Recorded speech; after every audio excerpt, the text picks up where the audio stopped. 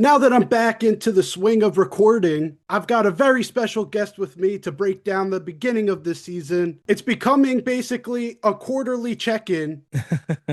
My friend and yours, it's Francis from NYYU. Francis, how you doing? I'm chilling, man. TJ, what's up with you, man? How's it going? It's going all right, man.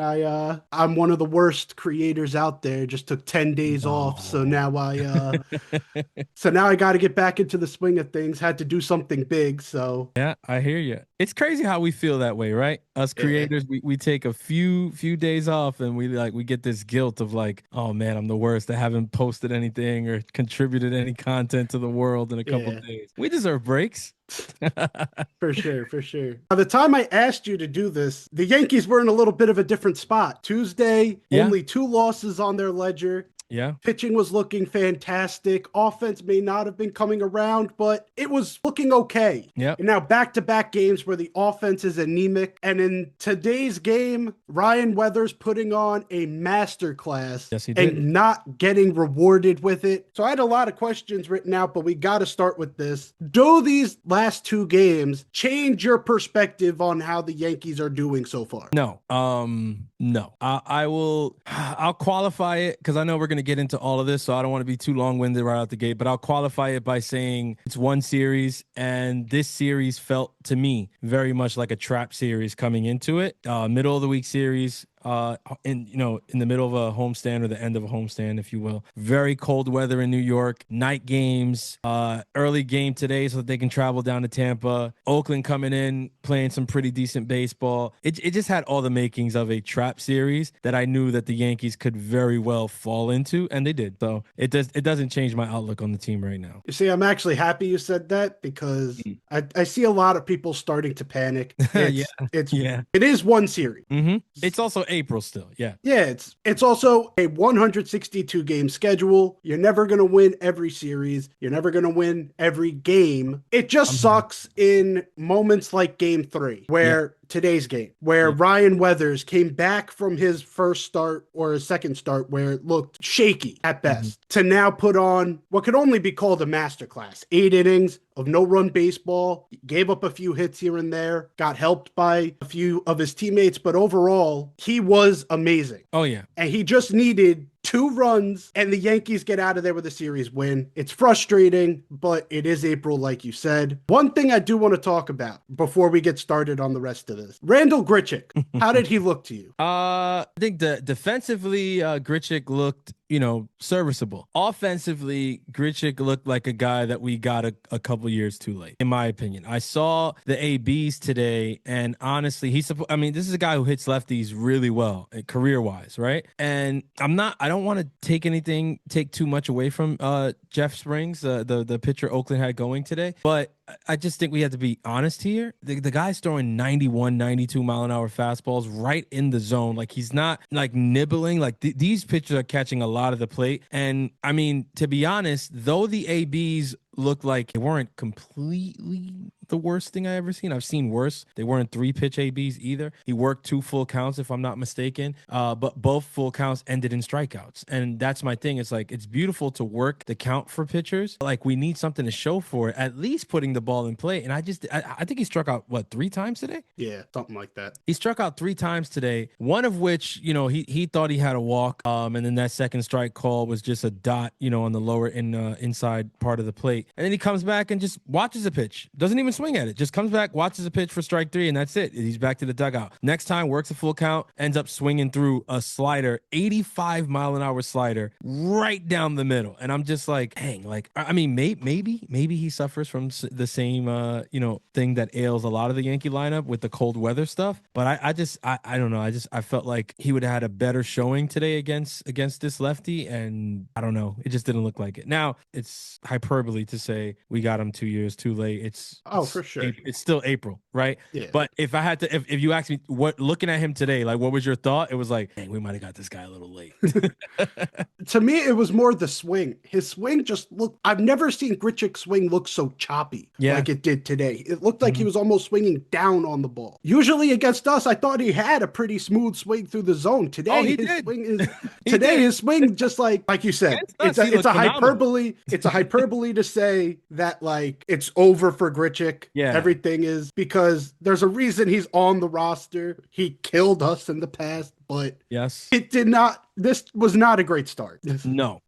This was a bad outing, and I think Randall himself would admit to that. I think the only person who would tell you otherwise would be Aaron Boone. But again, that's Aaron Boone's like that's who Boone is at this point. Like I'm over that. Like if we could get that out of the way right now, I'll say it. Like as far as the like killing Aaron Boone for the comments that he says pre, post, and during the season, I'm over it. Like I've come to this point where I realize Aaron Boone is there because he is this extremely over the top glass half full guy. For sure. He is never going to speak a word of negativity about these guys he believes in. When we have gotten it, it's been guys that like were on their way out and weren't going to be here. Like, you know what I mean? Like when he finally said something bad about Glaber, that's when I knew for sure the Yankees weren't interested in bringing Glaber back. That was when I knew. But as long as they're invested in somebody, yeah, man, he's not doing it. So Aaron Boone got the Yankees PR training. He might be the trainer. It might be the one who leads the training. In a lot of ways, that could be a good thing because none of us are in that clubhouse. Sometimes we don't know. We don't know what is said to these players in the clubhouse. We can infer. We can see on the field like how he acts. We can guess, but none of us know what's said in there. But in some situations, it is a good thing to not air out your players publicly. Do that behind closed doors. So there's some good to it, but in New York, we like honesty. And when it doesn't sound honest, it gets stale. Exactly, But at this point, we're 8-9 years into his tenure, so we're used to it. Yeah, so it's like, at this point, if you're surprised that Aaron Boone wouldn't air someone out, that's kind of on you. Yeah, no, he's I say it jokingly that he's the only person who I think would defend Grichuk's at bats today. Oh yeah, everybody else is gonna sit there and call it what it was a bad day, buddy. Like it was. I mean, there's bad days and then there's horrible days. This was like on the horrible side. This is the one that the moment the last out was made, you go into the dugout and you just hit the Men in Black, neuralizer and you erase it. Forget it ever happened. Let's not even come back to. I mean, he didn't get anything. And again, the only redeeming quality of the ABs today was the two at bats where he did work full counts. Yeah. But again, it's like you got to get something out of it. At some point, you got to get something out of it. We got nothing out of it. And he wasn't the only one. He wasn't the only one today. Oh yeah, I mean, Judge didn't look particularly good today at all. I mean, the last two games outside of the first inning, the offense, as a whole, did not look particularly great. Horrible. I have a short. I put out a short. I'm pretty sure that came out today because I schedule a lot of the stuff I post on Instagram now, but I did do a piece of content that was scheduled for either today or yesterday speaking about the Yankees in cold weather, because the narrative comes out every year and people are just the Yankees suck in the cold, the Yankees suck in the cold, and it's like that's true, but it's only like part of the story. Like they're engineered as a roster. This roster is constructed in a way that they're never going to be a team that performs well in cold weather because the Yankees are infatuated with launch angle and players that put the ball in the air. That's their mantra. That's what they believe in. And I mean, you could argue whether that's the right, mentality to have or not, but I'm not arguing whether that's right or not. I'm just saying that that's what it is. Like the guys that they look for, these launch angle guys, these uppercut guys, these guys that put the ball in the air, a la Jazz Chisholm, Cody Bellinger. I mean, look at the swings that these guys, they're trying to get the ball in the air. That's what they're trying to do. In the cold, you can get the ball in the air. It's not going to go. It's not going to go anywhere. So here's what happens. Games like today, Stanton hits a ball hard, even on his hands, fly out to left. You know what I'm saying? Jazz Chisholm gives one a ride, fly out to center. Judge, fly out to right. Like why? Because the ball's not traveling. The air's dense when it's cold. The ball's not going to travel. So do they adjust? Do they say, you know what, ball's not going to travel today. Let's try to maybe dink and dunk or whatever. You saw Oakland doing that all game. Yeah. But Oakland's a very different team. Oakland is not constructed like the New York Yankees. Yeah. Oakland's roster doesn't cost $300 million.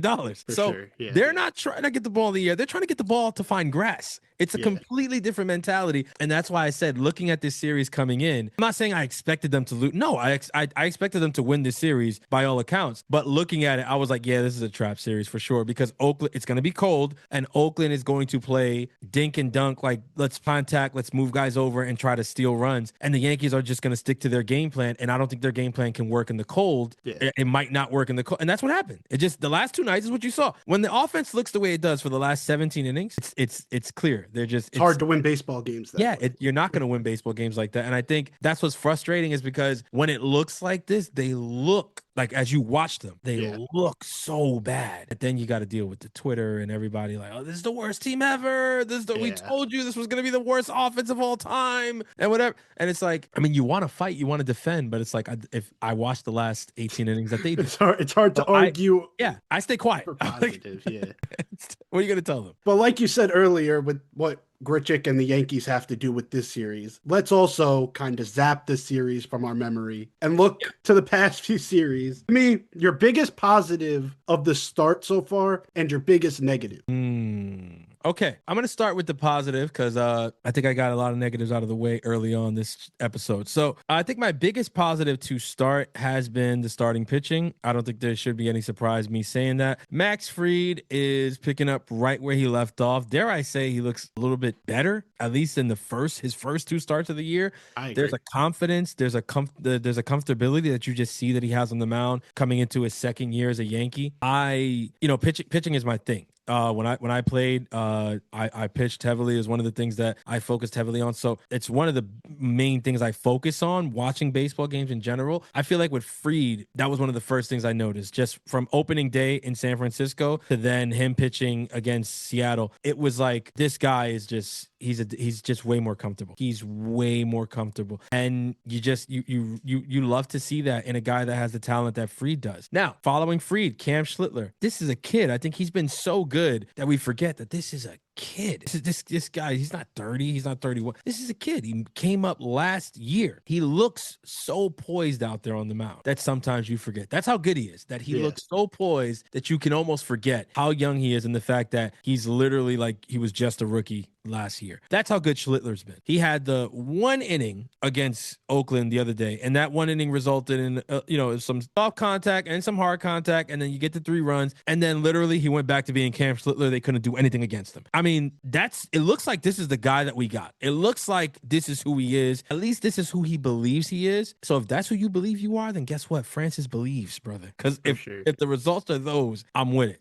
Much ado was made about Brian Weathers. I think he's gotten a really bad rap his first 3 starts. I think people, especially like if you notice, he's had some bad luck because he does not have a win. Oh, he's the death by 1,000 paper cut type of pitcher. No. The dink and dunk is like, that's his middle name. Like literally, I think teams have literally resigned to the fact. I think the Marlins knew it because the Marlins knew him. So I think the Marlins literally went into that saying, look, there's only a couple of guys in this lineup that stand a chance at squaring him up. The rest of us, we need to just like try to get right off the end of the bat, follow the ball, just put the bat out there, just hope for the best, but do not strike out. And they still struck out, but they were able to dink and dunk enough that Booney's got to pull him early. And in his first start against Seattle, I thought he did really well. And again, people say, oh, Seattle was slumping and everything. Like, yeah, okay, but Seattle's still Seattle, all right? You still got your Cal Raleigh in there. You still got Julio Rodriguez in there. This is a good team. Okay, it's a very Josh Naylor. You know what I'm saying? This is a team who many people are predicting as one of the finalists in the American League or the team that wins the American League. And he looked very good, 4 1/3. Then you get over here to today's game, and this was his best outing of the season by far. He gives up 1 run. He can't get a win. I'm telling you, this guy's the definition of bad luck. And then Will Warren, man. What can you say about Will Warren? I think Will Warren is improved upon what he did last year, but I still think that Will Warren is very much the same guy. I think if he's out there, he's giving you a chance to win. It's not going to be the prettiest. It's not going to be the cutest. You know what I'm saying? He's not going to be dominating, striking guys out, blowing 97, 98, 99 past guys. That's not Will Warren. It's not, okay? He's going to get hit hard sometimes. It's going to be some warning track balls that you're like, oh, I don't know. Okay. But he finds a way. He's just this guy that he might give up 2, 3, maybe 4 every now and then. That doesn't scare me with the offense that we're supposed to have. Yeah. And so far, that's who he's been. So to me, biggest positive has been the rotation. I won't do my negative yet because I've been talking for a while. I want to hear your biggest positive, and then we can go to the negative. Well, I agree with most of what you said. And going back to Cam Schlittler, biggest thing to me is just how much confidence he has in himself this early in his career. You see it in his first start against San Francisco. There's one at bat against Devers that really comes to mind. He throws a fastball like to the roof to force a full count, and then just kind of looks at home plate, and you could see exactly what he's saying to himself. I trust my stuff more than I think you're going to hit it. Blows a fastball right by Devers down the middle and gets Devers to basically look stupid. Not an easy That's feat. that's not the type of confidence you see out of a not even second year player. Yeah. Because mind you, he came up middle of last year. Exactly. So he isn't even 2 years into his career. And he's already got the confidence where he's looking at a $300 million bat and saying, my stuff is so good, I could just blow it right by you right now. And then goes and execute. That's the important. That's the making of a Cy Young caliber pitcher. Oh, that's the Scoobles of the world. That's the Skeens. Mm-hmm. Not saying he's there yet, but that's the confidence that those guys have. Agreed. Like you said with Weathers, he's been impressive. His stuff, like today, I thought his sweeper was the best his sweeper has looked all year. Yeah, it looked really good. Had a lot more bite than I saw, especially against the Marlins. Obviously, Fried, even when he's off, he has the chance to give you no runs in 6 innings. Mm-hmm. This pitching staff might just be the hallmark of this team. And this is a team with Aaron Judge. Yeah. But to me, the biggest positive is the fact that we've won so many series without Aaron Judge being Aaron Judge. Because what was one of the big narratives coming into the season? Oh, if Aaron Judge isn't there, what does this team look like? If Aaron Judge doesn't do what he did last year, if Aaron Judge is not historic, what does this offense look like? What does this team look like? And if you're finding ways to win without Aaron Judge picking it up, and of course he has the 3 home runs. His slumps are not like other guys' slump. Yeah, he's great. That's what happens. His slumps are, he's hitting 200 with 3 homers over 2 games. Exactly. So it's not like he's looking like Cal Raleigh to start the year. No. But with not having Aaron Judge be historic and still finding ways to win, that's what we're going to need in October. Because that's what they're going to take away from us. Because that's the game plan. Anyone but Judge. And up until this series, the Yankees have found a way to create offense in certain spots. It hasn't looked the prettiest. The pitching has been incredible, and the offense has found ways to produce runs enough to win series. To me, that's the biggest takeaway. Yeah. Now, does this continue? I don't know. It's a 10-game sample. It's very small, but what I've seen out of this team, being able to win without Judge is going to be probably the biggest X factor of the season. And that's what I've liked to see, that especially the first series, he didn't show up. We win that series. We sweep the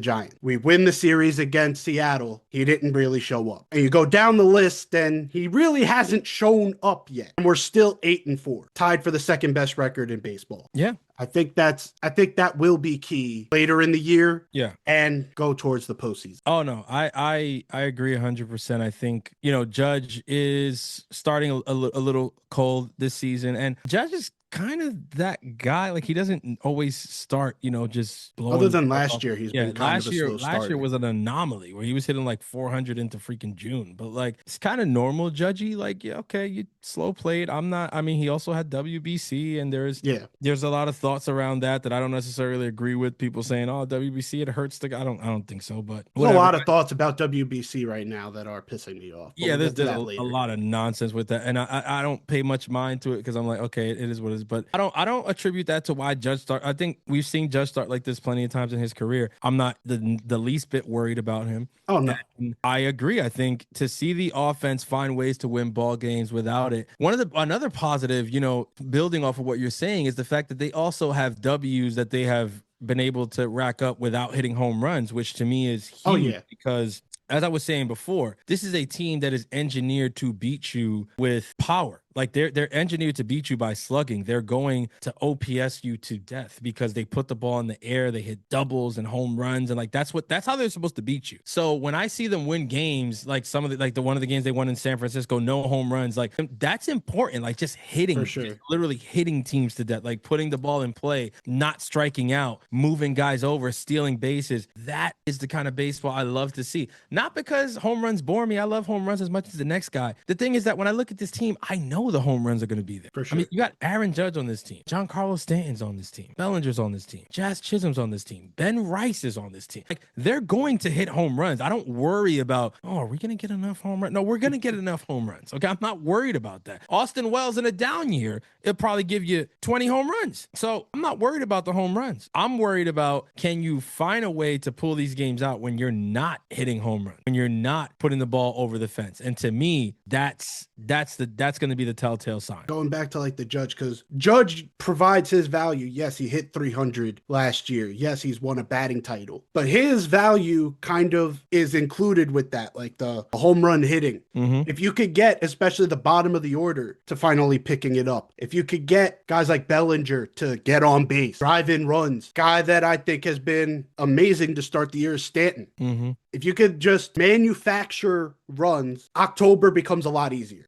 Oh, yeah. October for the last few years, other than 2024, a lot of the time it's just when the home runs dry up, where does the offense come from? And Aaron Judge has fallen victim to that, where his home runs dry up and all of a sudden it's a smaller sample size and the hits aren't dropping. Other teams have that ability to get on base. Now, another X factor for this postseason, I don't know when we've had a pitching staff this good. I mean, it's early, but if they with how they've looked so far, I don't know if we've had a pitching staff that's looked this good. I mean, which could be big for October. Huge. I mean, still no Garrett Cole, still no Carlos Rodon, and then it just makes you really start to wonder. Okay, like so then who is it? Like, as you know, Fried's in there, right? Cole's got to be in there. Rodon's making too much money not to make a start. Yeah, Littler's got to be in there. He's just too good. And like, so the way it's looking to me, I think Weathers is going to come out of the bullpen. I think that's some point, yeah, I can see that too. It's going to be Weathers, Heel, most likely bullpen at that point, or may not even make the postseason roster, depending on how good he pitches right now. But a pitching staff this deep and an offense that can produce runs without the long ball, that's a recipe to make it to the dance. Oh, for sure. So it's those have been the kind of the things that I see, and they kind of make you feel good. And that's why I say, like, even watching the last two games, it's like I'm not going to get too down on the team because, again, this is the same offense from last year, and we know what they were able to do last year in the regular season. Yeah. I'm not going to be ignorant to the fact that it was freezing cold here in New York the last 2 days, and they played late games. They played the first 2 games of the series, and then today played in the daytime, but it was still chilly out. It was warmer than last night, but it was still pretty chilly out. I'm just like, these guys don't play well in this weather. We know that, but they also, like, it's also not their thing. At the beginning of the year, to expect them to play well in cold weather is a little bit tough because that's not who they are. Yeah, in October, it's a different ball game. You got. I mean, every team every team has a 2-game stretch where it doesn't look like they can hit the ball. Oh, some teams have. Last year, the Dodgers had a month where they couldn't hit the ball, and they won the World Series. Yeah, no. I'm not worried. That's what I'm saying. I'm not worried about it because I feel like as the weather warms up, they're gonna look like the offense that they were last year in the regular season. So that's why I'm not. I can't. I don't put too much stock in these last 2 games. Yes, I know it's a horrible watching experience. Horrible. Oh, yeah. I watched. Okay, it's frustrating. My brother Pete called both games. We're not happy about it because we've got to sit through it, and we're not going to turn it off. We can't because of what we do, but nobody's worried about the offense. Now, what I am worried about is parts of the offense, right? That's where the negatives come in. Ryan McMahon is worrying me. I thought maybe I had hope that we found something in the spring, and then the clock turned to the regular season, and I don't know that he looks really bad offensively. Like it's him and Caballero. I think both of them have looked awful to start the year. Cabby's another one. It's a handful of people. You got it's him, Cabby, Trent Grisham. Oh, Trent Grisham. And the looks that we've gotten at Grisham. Yeah. With Grisham, it's tough because he's walking a ton, so the on base is going to look good. We need to try another leadoff hitter. But that's my thing. And he does walk, so he's on base for Judge. That's so good. They're not going to take him out of that. But here's my argument with that. The walks are nice, but they'd be just as nice in the 9-hole. Exactly. Well, yeah, they didn't pay him $22 million because they thought he was good at walking. Yeah. Because if they gave him $22 million for walks, there was a guy here a year before who walked a lot too. And you know what I'm saying? I'm just saying paid a little bit more than that, but I'm saying well worth it. They don't think I know that they don't believe that this is who Trent Grisham is. And that was my argument with a lot of people, is that when they signed them, everyone was like, no, because he's going to repeat. It's like, okay. And my thing is, I don't think he is. I had a sneaking suspicion coming into the year that he wasn't going to be able to repeat it. Now, it's way too early. We're 12 games in. He could turn it on halfway through this month. He could turn it on in May and have still some semblance of what he did last year. As of right now, he's on the list of people worried. It's him, it's Caballero, it's McMahon. Wells hasn't looked good to start the year, unfortunately, but I don't have him really on like my worried list because, again, like, I mean, at this point, he's kind of falling into this is who he is. but that's what I'm saying. But again, when you look at his he's season such a last streaky year, hitter, yeah. yeah, but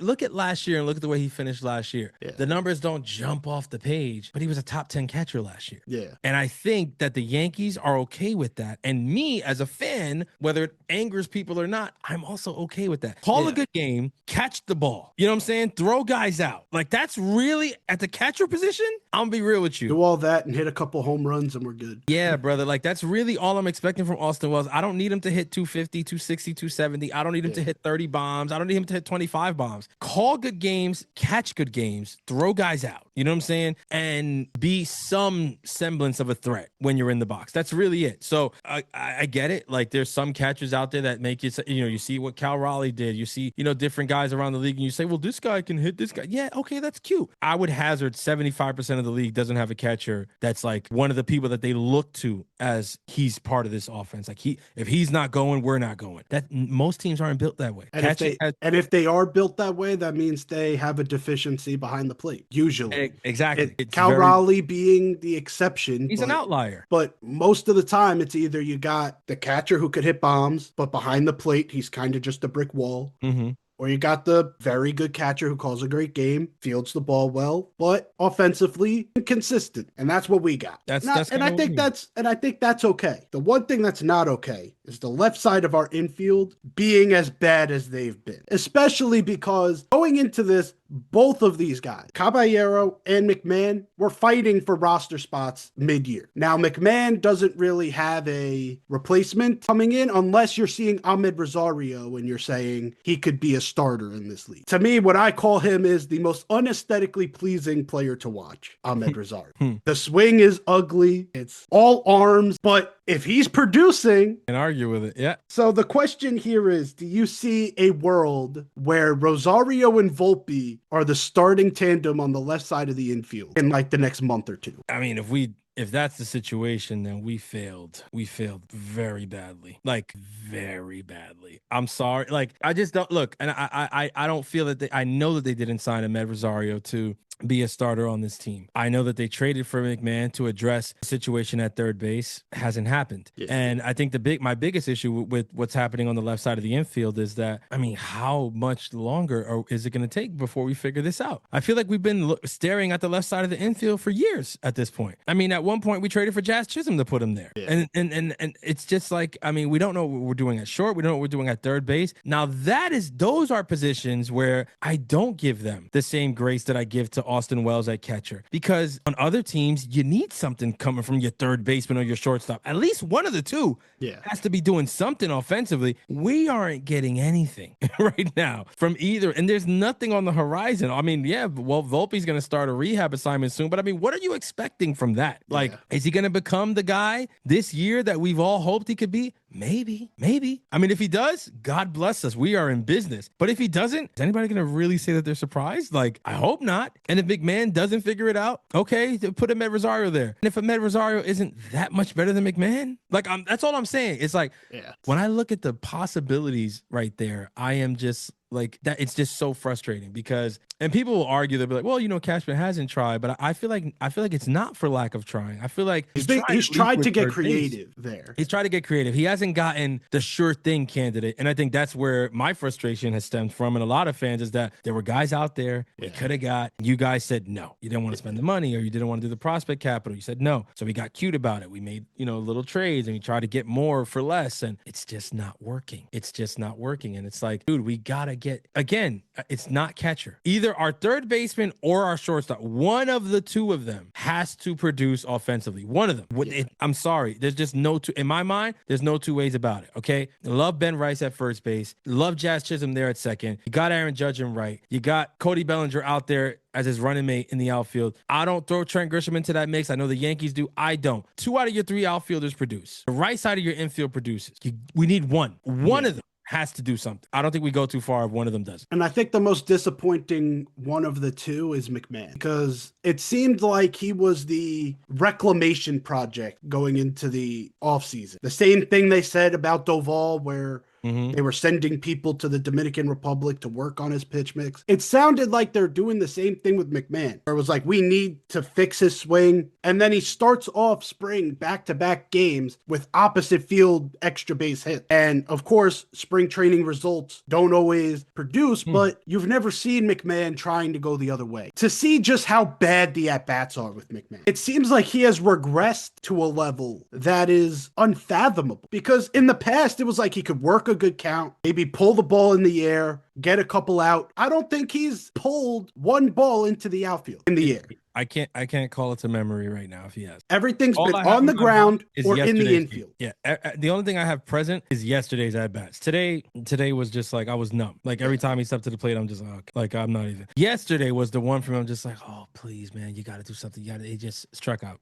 I'm like, dude, I don't know what we're going to do. It's early. That's again, it's kind of the one thing that you got to kind of keep telling yourself. It's his only saving grace at this point. Is that it's early. And again, you can use the excuse. It was cold in Seattle. It was cold when we came back home. And, as the weather warms up, you guys are going to warm up. And that might help. I know right now with the bottom of the lineup, they don't have much of a reprieve because Judge isn't hitting as well yet. Belly's not doing much yet. Trent's not doing much yet. Jazz isn't doing much yet. So it's not, what I'm saying? They're kind of not getting they're not getting breaks in the bottom of the lineup either because nobody's doing anything. I think as it gets warmer and the usual suspects start to hit, you may start to see guys like Cabby and start to get better pitches to do more with. Maybe that's when they turn it on, but that's the only thing I can tell myself at this point right now. It doesn't look good. The one thing I was just expecting, because like you said, they're not getting guys on base. They're not really getting much protection at the top. It's the at-bats. If they were competitive at-bats the way we were able to quantify Grichuk's at-bats today, at least he worked a full count. At least he was fighting pitches off. He worked a couple 7-pitch at-bats. With McMahon, right now, what I'm seeing is, all right, you're going up there and you're giving the pitcher 3 pitches and you're walking back to the dugout. Yeah, at some point, there's got to be at least a fight. At some point, there's got to be at least something there. And yes, he has walked a few times. Whatever pitcher is walking McMahon right now, shame on you. Yeah, you got to be kicking yourself. You can't walk McMahon right now. Right now, I'd rather you just, if you are a pitcher, you are better off throwing the ball right down the middle every time than him walking McMahon. If it was competitive, I'd feel better. Yeah. But it's not. And maybe it's looking a little more competitive for Caballero, but he is one that almost pisses me off more because he had the opportunity to win that job. Oh, yeah. If Volpe was coming back, but Caballero was hitting 300 to start the year and looked like a cog in the machine, maybe fighting for a leadoff spot, he ties the Yankees' hands at that point, and Volpe turns into a platoon bat. But he has produced next to nothing, to the point where I'd rather Volpe do next to nothing because there's at least a little bit of potential there that maybe he could do something. It's dwindling at this point, but Caballero, we kind of know who he is. So the fact that we know who he is and he's not even able to do that, I'd rather see if we could get something a little bit more from Volpe. And that's scary, seeing how the last couple years have gone for Anthony Volpe. Because I expected Caballero with the numbers that he put up, when he came to the Yankees and stuff like that. I was like, well, if he just does that, then he's an upgrade over Volpe. And somehow he became Anthony Volpe. Like I don't know if the shortstop position on the New York Yankees is cursed or something, or I don't. But the curse of Derek Jeter. I can't quite put my finger on why. I mean, Didi played. Didi did his thing. Didi was good. Didi did his thing. Shouts out to Didi. I love Didi. I miss him till this day. For sure. But I'm looking at Caballero this year, and I'm just like, dude, what is happening? Like, you're not I get it. He's not like this superstar, but he is not this bad. He is not this bad. And even if you wanted to throw out the offense for a second because of the cold weather, neither of them look stellar defensively. That was one of the calling cards of Ryan McMahon. At least if he doesn't hit, that's a vacuum over there. Yeah. Like you're never going to see him make mistakes. Too many mistakes so far. And Caballero, I'll give him that. He made a nice play today. He did. He had one today. So, but that's coming around. But with Caballero, I don't know if he has the yips. I don't know if he also tore his labrum, but he forgot how to throw the baseball. It's either too high, too low. He's throwing it north, south, east, and west, anywhere but at Ben Rice. Who needs a good throw at first base? Ben Rice is not Paul Goldschmidt over there. Exactly. Like if anybody needed like a great throw there, it's Ben Rice. We're not doing him much favors right now. It's like even if you wanted to say, oh well, Caballero and McMahon, they're good defense. They're not even doing that right now. They're not even giving you value on that side of the field. They're okay, but it's not like this plus defense that we expected. Like I expect platinum glove at third base from McMahon. That's what we were sold. Haven't seen that thus far. Am I worried that he's not going to be that? No, I think it's still too early for me to be worried about that. I am more worried about Caballero there because I just can't figure it out. I'm like, I don't understand why you look like this right now. Like I'm not expecting superstar numbers, but I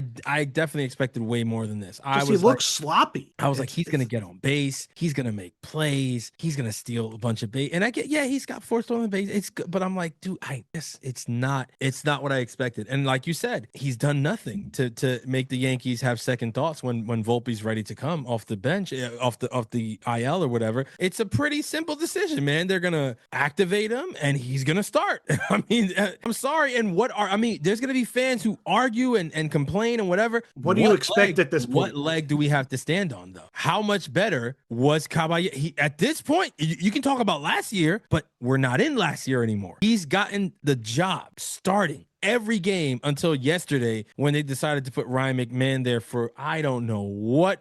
I just think Boone was like, things are going too good. Let's have some fun today. I don't know. But I think in a lot of ways he wanted to bench both of them. But then he saw how good Ahmed Rosario did. And he was like, shit, how do I get Rosario not to play short? But here's my thing. He can't play short. So it's like, you got to throw Ahmed at third. So we played McMahon and short in spring training. Fuck it. The funny thing is that the guy who has the history playing shortstop is Ahmed Rosario. Now, is he great? No, but at least he had the innings there. Yeah. McMahon had 0 innings at short before you put him there yesterday. Instead, you put Ahmed at third and you put McMahon at short. And I was just like, I don't know. This is kind of weird. Now, did we lose the game because of them defensively on the left side? No. Lost the game because we didn't hit.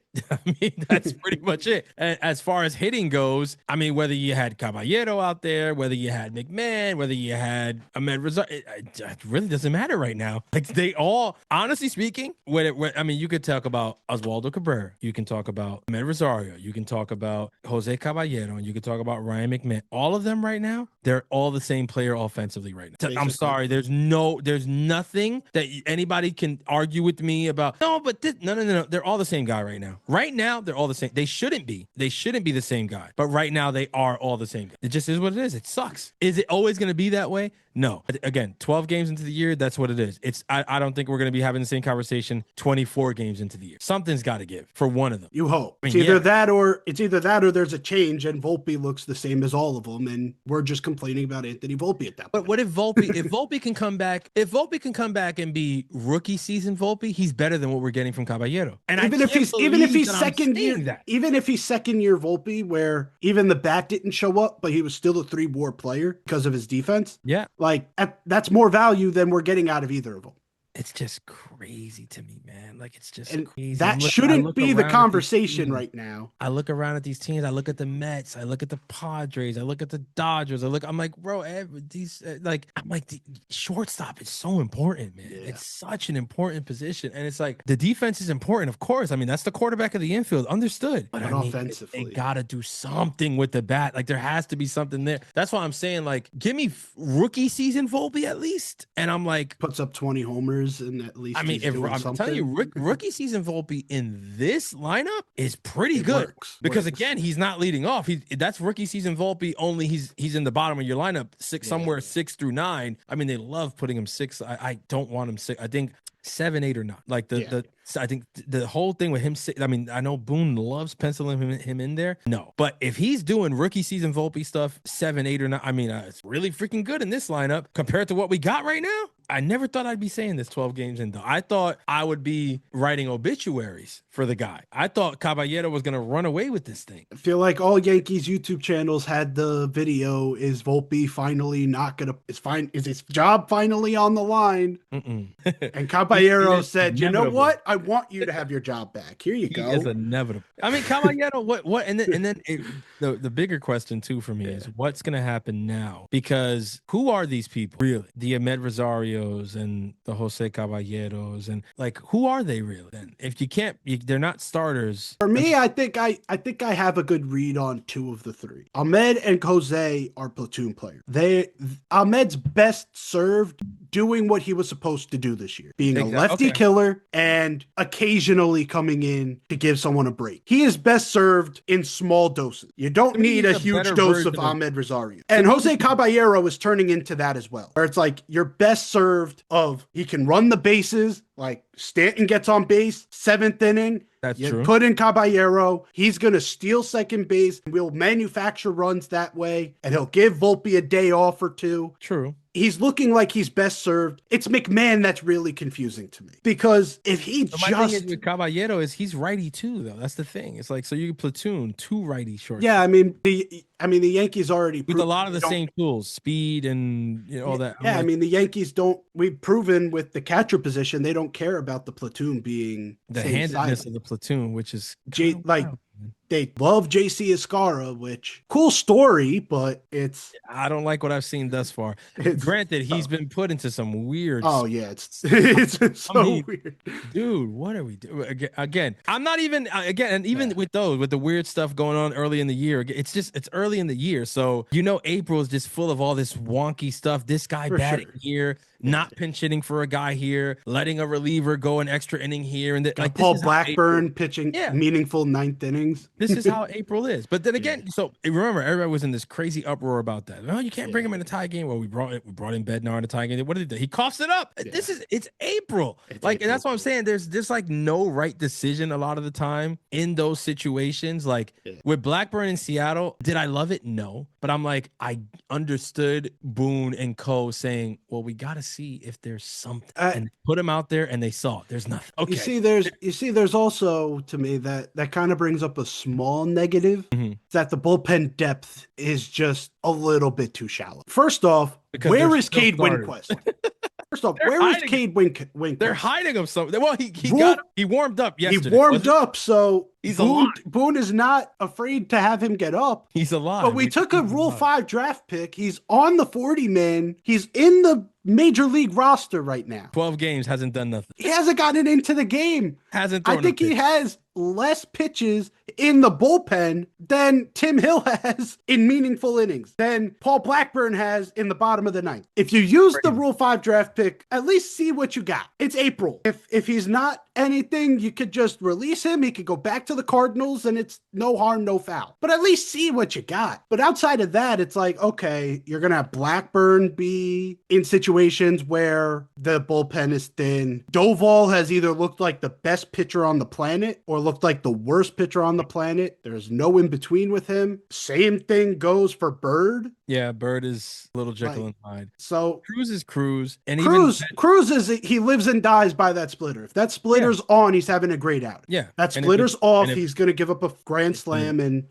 Going to be bad. No, I feel the same way about the bullpen. I just think the bullpen depth is tricky because I think while we don't see it on paper right now, I think the Yankees see it. I think they know that, like, well, we have guys who are currently listed as starters who are eventually going there. That too, yeah. Like we said, Weathers is going to probably end up there. That would be a huge lefty to have in the bullpen. When they call up Carlos Lagrange, he probably ends up in the bullpen. So when you start adding names like that, I mean, you go from a pen where it's like, not a lot of boom there, and then all of a sudden it's like, whoa. It's going to turn into a nasty pen. You can have, because just imagine, say they just added Weathers and Lagrange to that. I mean, that's Weathers. That's probably your 7th and 8th inning guys right there. I mean, it has to be, which means that now you got Cruz and Doval who you can play with earlier in the game. Like, that's wild. That's wild. So to just get some quick hitters before I let you go. Cool. Giancarlo Stanton right now, up until until this series, I've been saying this might be the best form I've seen him in, mainly because he's not gunning straight for the long ball. He is playing his spots. He's hitting the ball. He doesn't need it in that lower quadrant in order to produce. He doesn't need to hit the ball 115 miles an hour in order to produce. So I think this is the best I've ever seen Giancarlo Stanton play outside of postseason play. Would you agree? I definitely agree. He's also moving better than I've seen in a very long time. I've never seen him in a regular season game willingly steal a base. Yeah, I mean, literally, we laugh and we joke, and I get it, but I'm like, bro, that is like I'm literally like in awe. I'm like, this dude is like, he's running, like his legs work, and like he's going like first to third, like it's crazy. So yeah, he looks really good, and I'm happy. I'm happy again, and I think, like I said earlier, the home runs are gonna come. I like that he's not selling out for it early on. Like that's the only thing I'm here to do. That's the only thing I can do to help us win. It's like, no, not true. You can also get on base and move, and he's done that. So shouts out to G. I love that. Randy Miller is punching air right now. Oh, forget about it. He doesn't know what to do with that. Those horrible articles about. Can't open potato chips. No, he's opening the base paths. I know that. So that's what I care about. Leave the chips for somebody else. I'll open the chips. I don't care. What is one thing that has surprised you so far this year? Something a little bit under the radar. I guess it's a little trickier than I guess I'll just go with Caballero not being good. Like I thought it surprised me because again, I didn't expect an all-star, but I expected better than what we've gotten. And I am surprised that I haven't been, particularly wowed by the defense, and I'm not content with the offense. I thought that he was going to give just enough for me to be like, yep, this is good. Like pencil him in, put him out there every day. Like that's all I need. You're giving us what we need. And I'm surprised because my expectations weren't all that high. So for you to not meet them where they were is surprising for me. So I'll go with that. And then if you were to add one thing to this team through these 11 games, what would it be? Probably be another righty bat, like another elite righty, not another platoon righty, which we have with Grichuk and Ahmed Rosario. Like I got that, right? Like we have that. But I wish if I had a magic wand and like you can add one thing, change one thing, like I'd give us a right-handed shortstop who hit the cover off the ball. Like that's what I would give it. And I don't mean hit the cover off the ball like 35 home runs, 30 home runs. I mean like hit the cover off the ball like hit 270 and could hit 22 home runs and had an OPS between 750 and 815. Like that's what I'm talking about. That's what I would add to this team. Unfortunately, not that easy. Of course it's not. Never is. Yeah. But Francis, I appreciate you coming back on the channel. Oh yeah. I'll see you next quarter, right? Yeah, for sure. We'll catch you on All-Star break. Yes, sir. You know how it goes. Anything new coming up with NYYU? We are working tirelessly to, open the studio at full strength. So that's kind of the biggest thing that we're working on right now. The hope was to be able to relaunch our podcast Designated Spitters this Sunday. So I'll see. I'm actually going out there soon. We got to put up some wallpaper and stuff like that. But if anybody, the people who've been watching game season and stuff, you see that setup is pretty much done. A lot of stuff is getting done. So that's the big thing. Outside of that, yeah, I mean, we have our softball event May 16th. So anybody, if you're watching and listening and you're interested in playing in a charity softball game where all the proceeds do go to Stand Up to Cancer, then hit us up and we'd love to have you. NYYU Day is literally, I think, a week away or something like that. Like, yeah, it's next weekend. So super excited for that. And yeah, that's what we got coming up right now, man. Awesome, man. Well, I appreciate you doing this. Guys, go subscribe to NYYU, subscribe to the channel, like the video, comment down below what are your thoughts on the season so far, and I'll see you guys in the next one. Take care and peace.